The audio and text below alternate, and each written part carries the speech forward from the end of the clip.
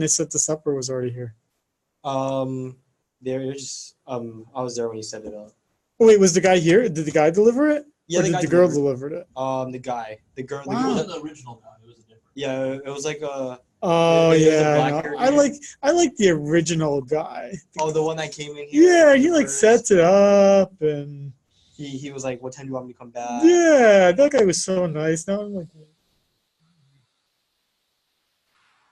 jeez, this person set it up this way. That's kind of cool. Now I just finished complaining about that person, and then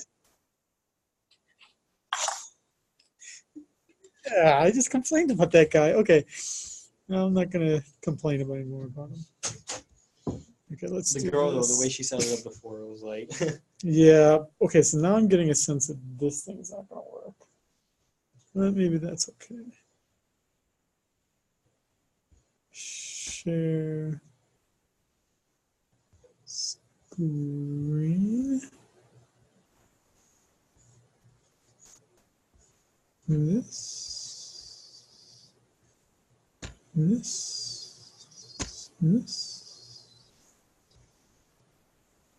I don't know. Whatever. I guess people don't need to see me. It's not that important.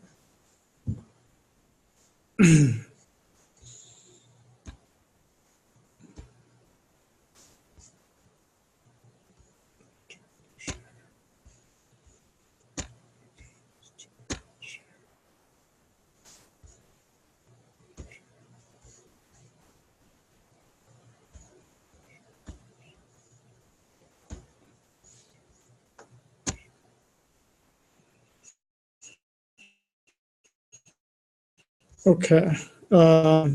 Mistaken. I am.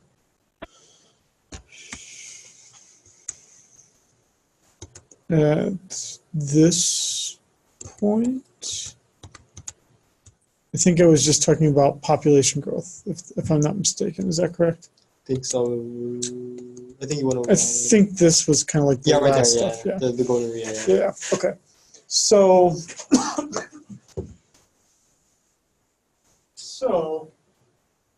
The essentially we just to go back to the previous slide, just to kind of review where we're at here.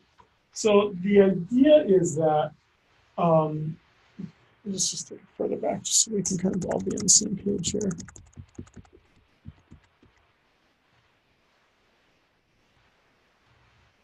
So going back to this kind of graph here, what we're looking at here is that if the capital stock here is depreciating, and so what this is missing here is our lowercase delta. So it's our capital is being worn down by a constant rate.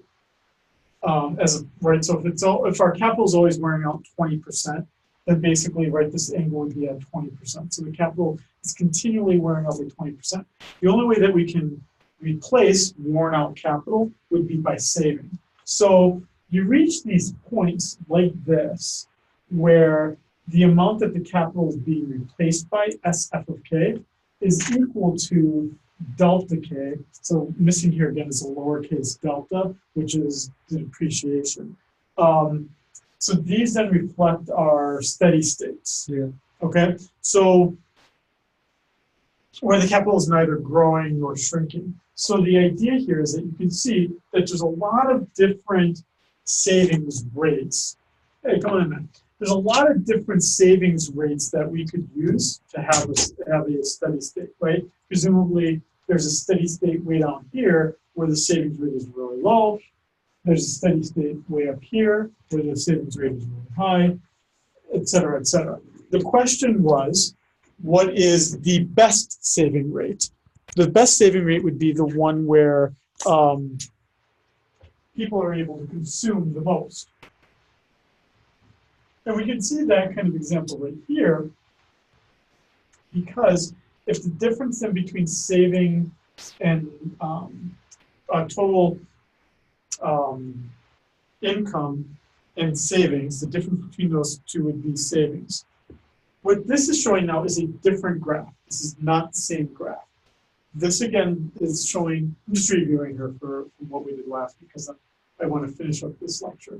This is now showing all the different possible steady states. So with this, our depreciation graph, at the steady state, the depreciation and the savings would be the same. So this is both depreciation, but we can also kind of add a comment and say it's also the savings rate, right? Because at the steady state, they both are the same.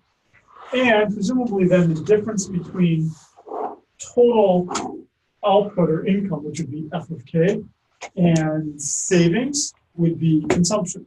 So that would be this difference. Okay, so now we have an idea that there is some level of capital that maximizes the amount of consumption.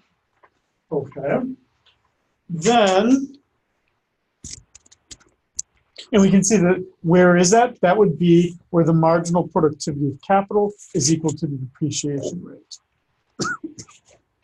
So the only way we then complicated this a little bit further would be that we add on to this not only depreciation as a thing that's wearing out capital, but that also this idea that capital could be spread out thinner. And if we spread out capital thinner, workers become less productive. So this is, I'll call this, for lack of a better term, I'll call this the China syndrome, right? Which would be that China in the 70s being concerned, we have too many people, we're never going to be able to grow if we keep letting people have as many kids as they want. That's essentially the difference between India and China. India did no such thing, has about 1 billion people, and the people keep replicating, right? Nothing wrong with that. But the consequence of not controlling the population is that India remains a developing country. China, it's advanced developing. It's certainly more developed than India. And one of the reasons why, one of the contributing factors was the one-child rule in China, which essentially then limits your N and allows then the country to continually invest a lot in capital, but not have to worry about the fact that it's going to spread out the capital thinner, rather than each worker, because there aren't that many new workers, can have actually more capital to make use of. Which basically means that my savings rate then, after we take into account population growth rates, which are N, means that my savings have to be a little bit more to accommodate for that. And additionally, right, and we can just see a higher growth rate means that we have a lower steady state, which gave us an idea of how much population growth we should have. And that's kind of where we had ended things, with this idea that the population growth rate should be the difference between my marginal productivity of capital and my depreciation. So one of the last few comments I made last week was, if this is the difference, that's how they came up with why one child versus a two-child policy. Right? Maybe that N came up to like 1.2, but right, and for all intents and purposes, you can't have. Sorry, what does N represent again? N is your population growth rate. Okay. Defined as a whole number, just like your depreciation rate would be. So again, basically N and lowercase Greek d are the two things, depreciation, are the two things that reduce your capital per worker. Because either you have less capital or you have more workers. Mm-hmm.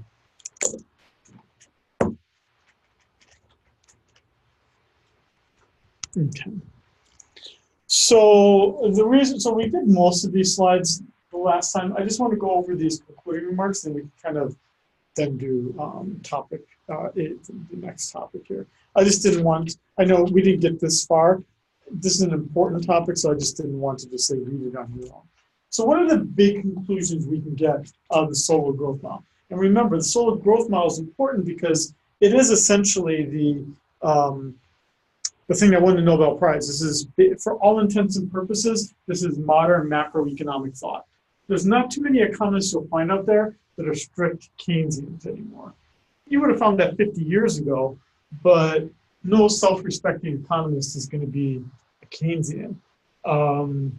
We all do, for the most part, all of us macroeconomists are basically what we call neoclassical Keynesian synthesis, meaning we combine the two theories together.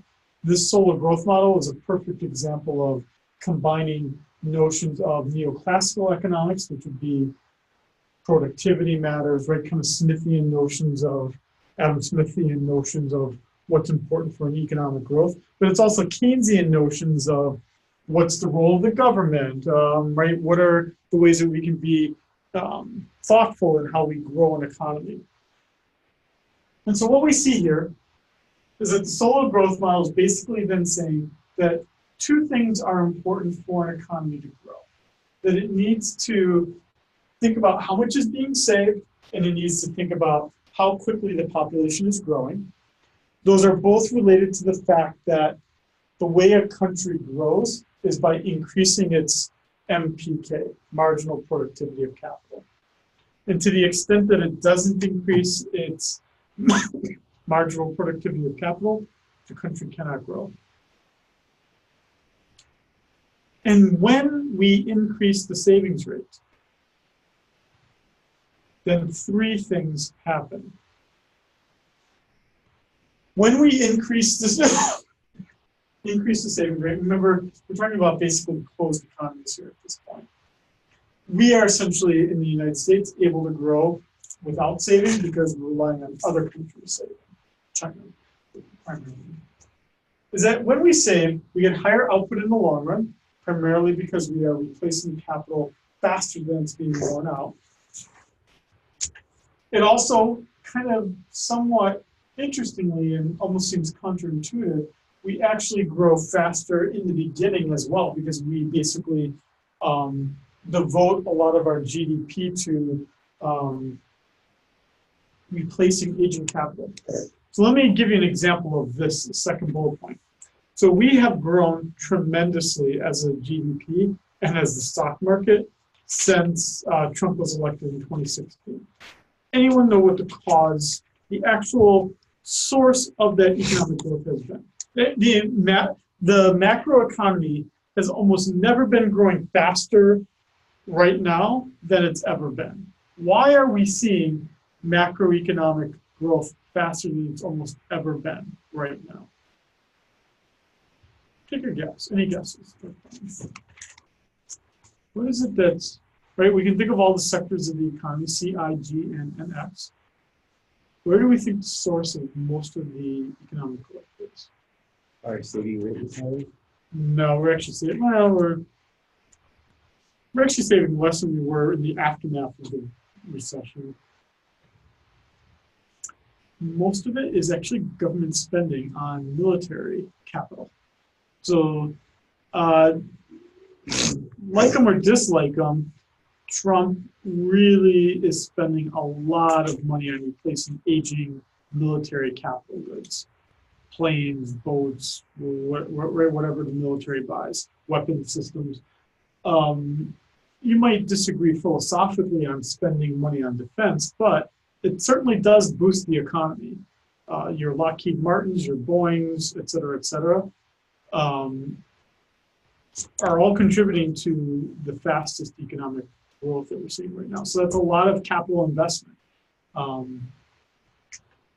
But despite all doing this all, and this is where Trump would probably be grumpy with what I'm going to say here, but it doesn't mean that what we see in the future is going to be a higher steady state growth rate forever. And the reason for this, right, is the fact that we saw that unless you fundamentally change the savings rate forever, now we're going to have capital wearing out, more depreciation in the future because we have a larger capital stock that it's applying to. So despite the fact that we're increasing the saving rate, you don't actually get higher growth permanently forever. And what we also see here is in terms of the golden rule, is that it's generally speaking the case that if we save more than we should, meaning we have more capital than the golden rule amount, then what we're going to basically see is that everyone's going to be able to consume more at all points in time. So everyone's going to be better off. Basically, someone that's really, really cheap right now and doesn't spend a lot in their like 20s, 30s, 40s, 50s are obviously going to be able to consume a great deal. They are playing video games again across the board. Like, that's the coolest class. They're watching a movie. Movie? What is that? What is it, Levi? What is it? A movie? Yeah, it looks like a music video. It does. Um,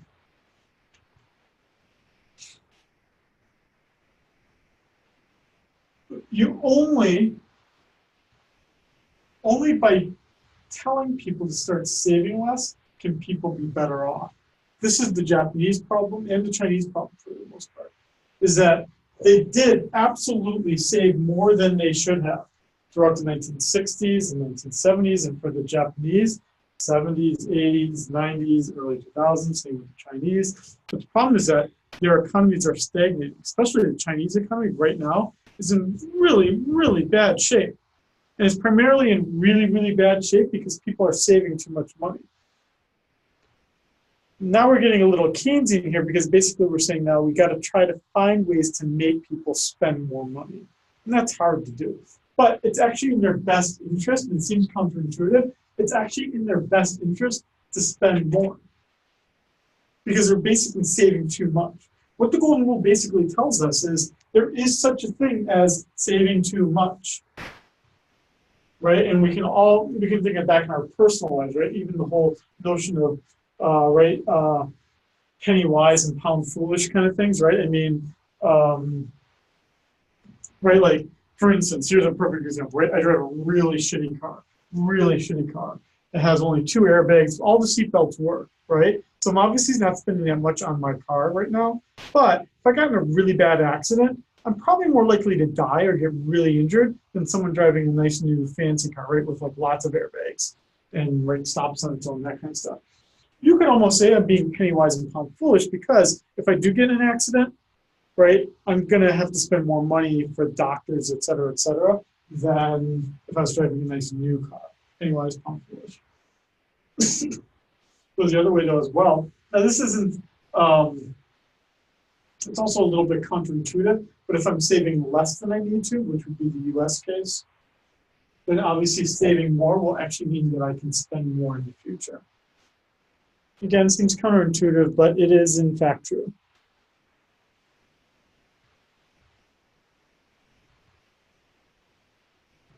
It seems counterintuitive, but it is in fact true.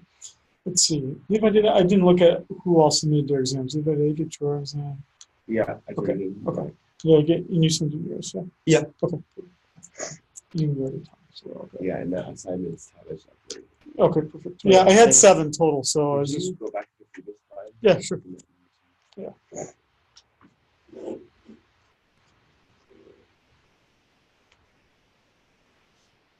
What letter did we denote savings rate to? Was it like S? S. S. So the way number 2, what that's referring to.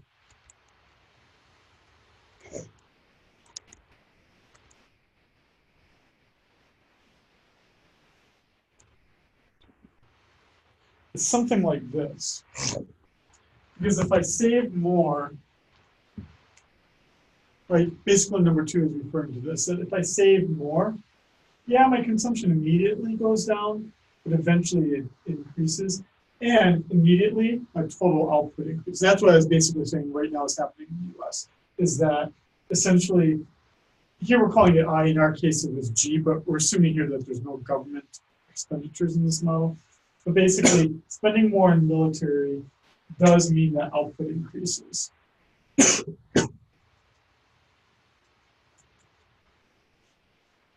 is essentially what number 2 is saying.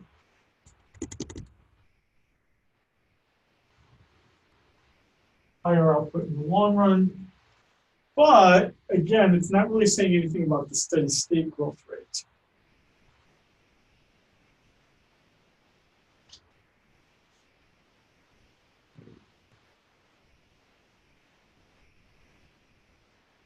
Growth as in economic growth. Correct. GDP growth. Yeah. Real GDP.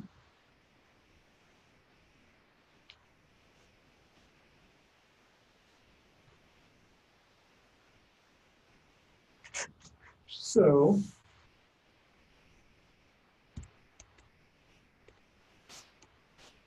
last thing we want to do here is do technological progress.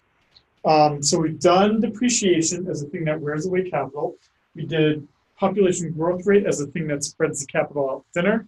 Last thing, and this is the thing that actually got Robert Solow the Nobel Prize, was what if we try to now add technology as another factor? So basically we're making the capital better. And technology is really it's sometimes called by economists the black box, because really what technology represents is not the physical capital items that I'm using here, but it's the techniques and processes that make my interfaces with capital goods better. So like an example would be, what if I could use my phone to set something to be wirelessly printed to the printer sitting over there, right? Like, it's something that allows me to use that capital item, that printer, in a better way that makes me more productive than all the other alternative ways. So let's just use the Solow model. Again, keeping in mind it's not exactly realistic, but it's going to help us understand the general model here. So this is just like before. The Solow model doesn't exactly apply to the US. Neither will this here. But, so let's look at something then, a new variable. Let's call it E, which will stand for labor efficiency. So what is technology? This is a fancy way of saying it, but it's basically something that makes my interaction with capital better, or what they would call labor augmenting. And it's going to grow at rate G. So, N is something that makes capital spread out thinner and makes me less productive. G is going to be something that adds to my productivity. And meaning it's going to add to my MPK. Right, so things that take away are depreciation and population growth rate. Things that would add to it here, the one would be G. G would be basically the growth rate. We're missing something here, which would be delta E over E. Sorry, it's missing a delta. Because it's obviously a change variable. So how much am I changing by? This computer really did not like deltas. Oh, yeah. Delta E over E. Yeah, delta E over E. By the way, did you email the meeting code? Just trying to watch it. It's the same meeting code as last week. Oh, okay. Yeah, it's just using the same meeting code as last week. But you can also text her 870-755-667. I didn't bring my phone. Did she celebrate the birthday party of her boss? Or did you? No. No. 607? Yeah, 870-755-607. Okay, so now what that means is that my production function is going to be a little different than it was before. So it used to be Y is a function of my capital stock and my labor stock. Now it's a function of my capital and my labor times E, which means that I just have, my L's are not homogeneous anymore. Now I have better workers. So my workers are now changing. There's something about a worker that knows about the internet and how to right click and double click, right? That makes them a different kind of worker than one who does not have those skills. This is something, right? This is a perfect example. I had to walk my father today through the fact that,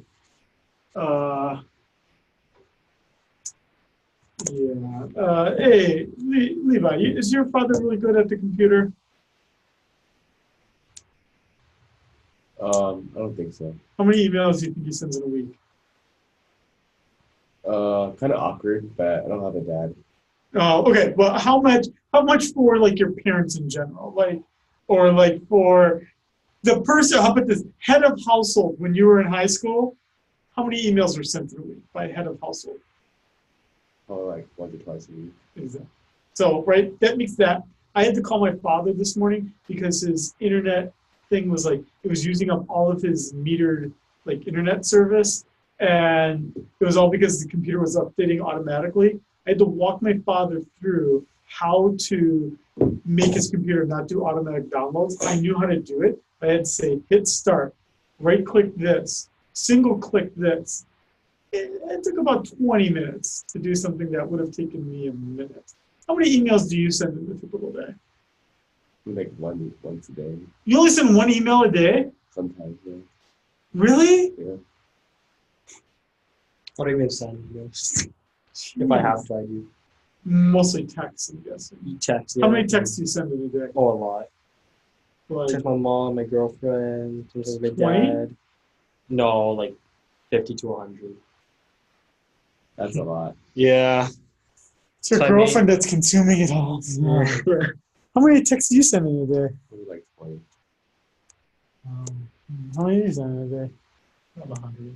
Yeah, see? God, I get annoyed with my wife when she texts me like 5 times in a day. Really? Yeah, in my wife's business too, in finance, everything has to be done by email. You can't send texts to people because they have to track Oh, yeah, their the communication with clients. Oh, And it has yeah. to be on a like emails, and emails are all preserved for 5 years. It's like she can get fired if she texted anyone about anything. Can she phone call people? Yeah.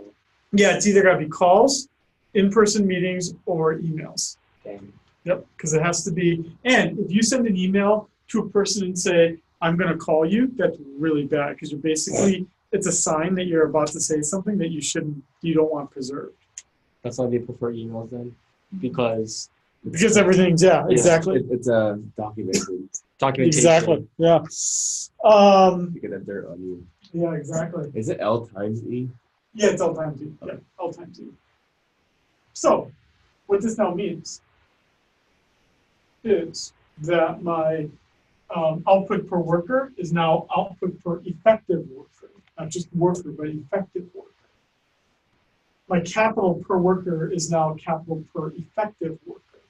So what we're basically adding here is having workers are not the same, right? Now it's saying that, for instance, right, Levi's head of household that's sending an email or 2 a week, right, is less productive per worker than someone like my wife who's sending probably 50 emails a week.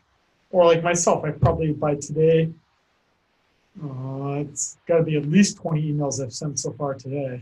And today is a heavy teaching day. If I wasn't teaching a lot today, I probably would have sent maybe about 50 emails. Janet sent me an email today. Andy. Yeah, I know. She sent you an email? Yeah, but she asked me about whether some guy that comes to our class is actually coming to class. Oh, okay. Oh, that's the one she had. Because Yeah, she and I'm said she was trying like, to think, I gotta send him an email anyway. Levi, do you know who this was that sits right here in our class? Long hair. Yeah. Is that a No. comma? You don't know. I don't know. Sorry. No, he doesn't come to class very often. So, like, if you don't want to come to class, like, I'm not gonna like learn names of people that never come to class because why should I? I mean, Oh, that's why you were asking who that was. yeah, because like, How did she even find out? oh, she sent me an email saying this guy's in your Econ 300 class. We've tried to reach out to him and he hasn't gotten back to us. Can you tell us if he comes to your class? Yeah, you know, like my job is tough enough without him. Anyway, now we have production per effective worker, but this little k is not the little k you saw before. It's now this little k, not output per worker, capital per worker. Now it's capital per effective worker. And this would be my savings and investment per effective worker. So the terms are the same, except it's not just per worker, but per effective worker.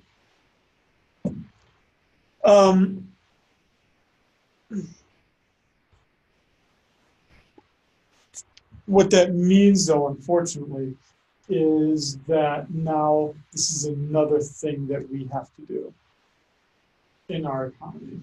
which means that the break-even point is going to be even a little bit higher now.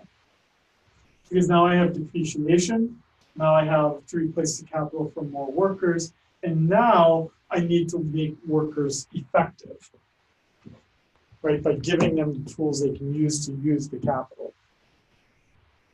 So basically, I'm going to need to invest even more.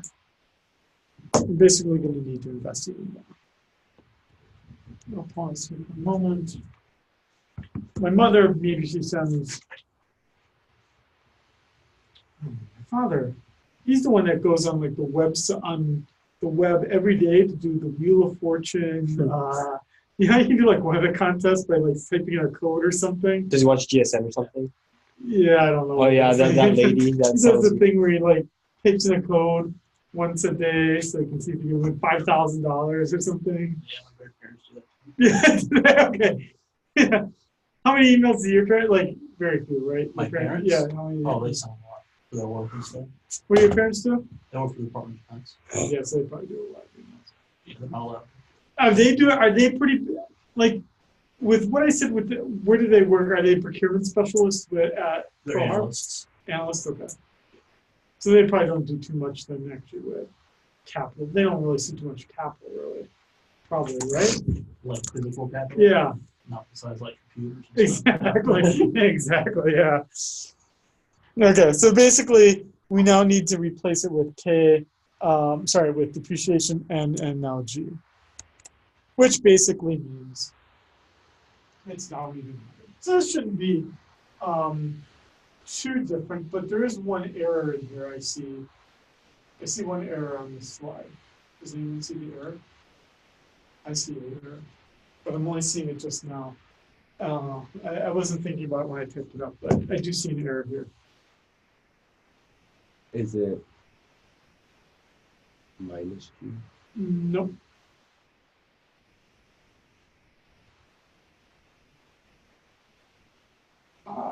Capital per effective worker. X-axis. X-axis is missing the effective worker. This is saying capital per worker. It should say capital per effective worker. Well, Yeah, it's small, but it's actually, yeah, it's small, but it's significant. Capital per effective worker. It just basically means, right, I mean, you get to see this in an additive fashion here. If the G wasn't there, right, this would be smaller. If the N wasn't there, it'd be smaller still, right? And so all these things are affecting basically the steady state. And basically, when we put this all together, and this is pretty helpful here, is that my steady state growth rate, the growth rate of my steady state, is going to basically exactly match with respect to G for my output per worker, and that my total output is going to grow by rates population and technological progress. That's important. This is the key conclusion then of the Solow model, is that the way that economies grow, which is the old Adam Smith question of wealth of nations, is that economies grow when they get more people and when the workers that they have become better. This is why you don't want to do, Japan's problem isn't so much they save too much, it's just that for decades and decades they had highly, highly restrictive immigration policies. Right? It's this whole notion of insiders versus outsiders. So it was incredibly difficult, even through the 90s, to immigrate to Japan. And that's all been eased more recently. Hey, Leo, do you get to preserve, so you were born in Japan, do you get to preserve your Japanese citizenship or no? Yeah. So you still have to be a Japanese citizen. I am a Japanese citizen. That's pretty cool. I mean, they haven't told me anything yet, so I just Say what? They haven't said anything yet. Okay. I'm not sure what the rule is. I just went to the embassy and I was like, can I get a passport? Yes. Got my 10-year passport. So I'm at least a Japanese citizen for 10 more years. Well, that's pretty cool. But then you pay taxes to who? Who do you pay taxes to? U.S. government. Yeah, so everyone's benefiting in this arrangement, right? I mean, because I think the U.S. tax rate is lower than the Japanese tax rate. I think. So everyone's benefiting. Yeah, I don't get like letters from Japan telling me to pay taxes. So Don't worry about it. yeah. But contrasting Japan would be Canada. Canada, which has a much more liberal immigration policy, they have to do that because that's the way the Canadian economy is able to grow, is by saying, come over lots of really, really great people, right? And even shitty people. So to the extent now that the US is saying, we don't want bad workers, right?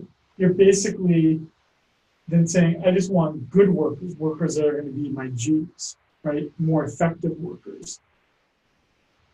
On the other hand, though, so Canada is allowing people to come into the country, they're getting M's, but they're also like fast tracking people that are like engineers, scientists, professionals, right? So with a PhD in econ, I could probably become a Canadian citizen if I wanted to, because the policy, the immigration policy there is designed now to bring me in. Japan now, if I came in with a PhD in econ, I could probably get a job. I could at least get citizenship to Japan pretty easily, much more so than 20 or 30 years ago. To the extent that the United States now is restricting PhDs with certain degrees, if you come from a foreign country, it's much harder to become a US citizen now with a higher degree. It's counterintuitive to the Solow growth model.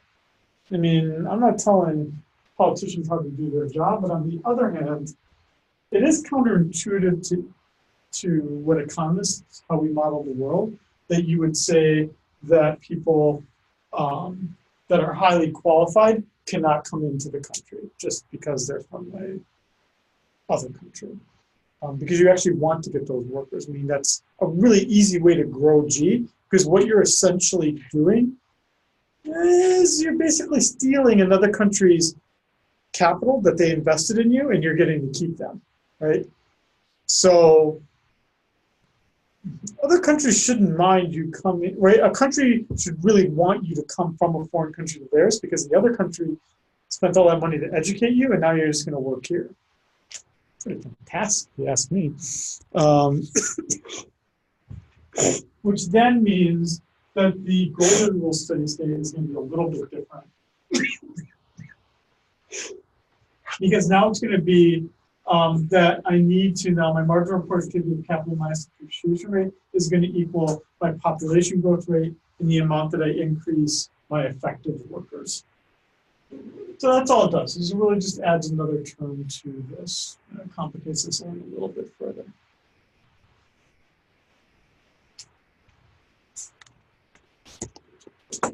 Okay, let me see here how much that kind of covers this section. Let me look at this really quick here to see what I want to do here. Look at how few people signed up for some of these classes. That's crazy. I mean, some of these classes look really cool, don't they? Economics of climate change. Yeah, it looks kind of cool. I mean, Introduction to statistics. I wouldn't mind doing that. Okay, let me just look at topics here.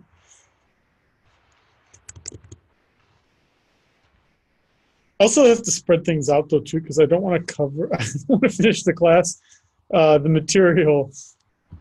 Too quick. Yeah.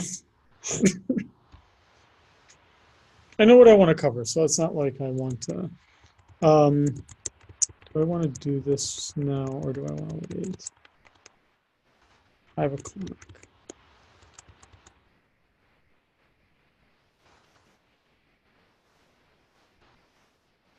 Let me do this now. I don't see any reason why I can't do this now. Okay, so let me stop the recording now, and then I'll restart it as a new thing here.